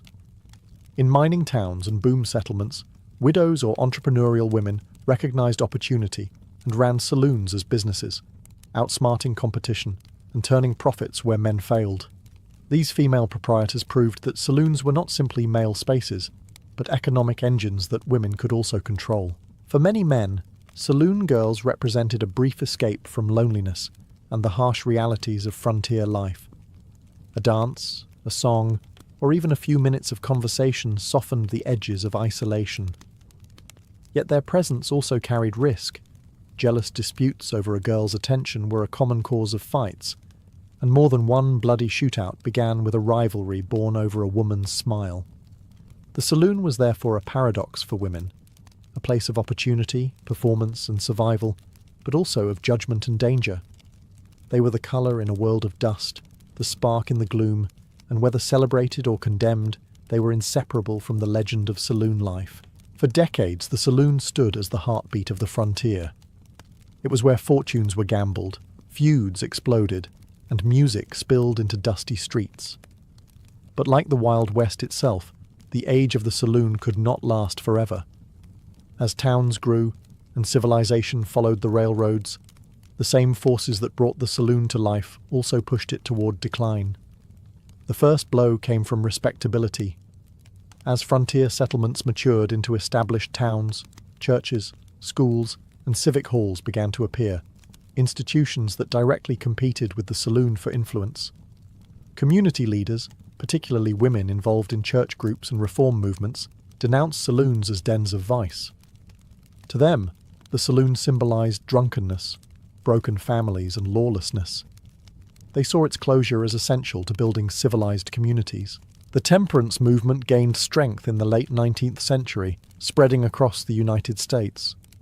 Organizations like the Women's Christian Temperance Union painted saloons as threats to morality and order. Campaigns for prohibition, which would eventually triumph nationwide in the early 20th century, targeted saloons as public enemy number one. Already in many territories, strict licensing laws and pressure from reformers made it harder for saloons to operate freely. At the same time, the economy shifted.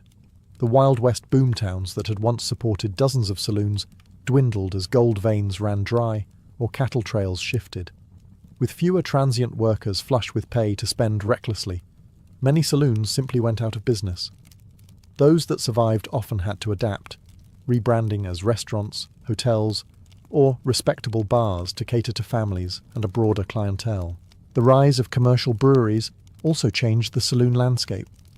Beer halls sponsored by breweries began replacing the independent whiskey dens, offering a cleaner, more standardized drinking environment. The rough, chaotic saloon gave way to something more regulated, polished, and middle class. By the time Prohibition became law in 1920, the legendary saloon of the frontier was already a dying breed. Its swinging doors, poker tables, and dancing girls belonged more to memory and myth than to reality. Yet its legacy endured. The saloon remains etched into the American imagination as the stage where outlaws and lawmen crossed paths, where cowboys celebrated paydays, and where music and mayhem defined a rougher age. The decline of the saloon marked the taming of the West, but its legends, of whiskey shots, piano tunes and brawls, still echo across history.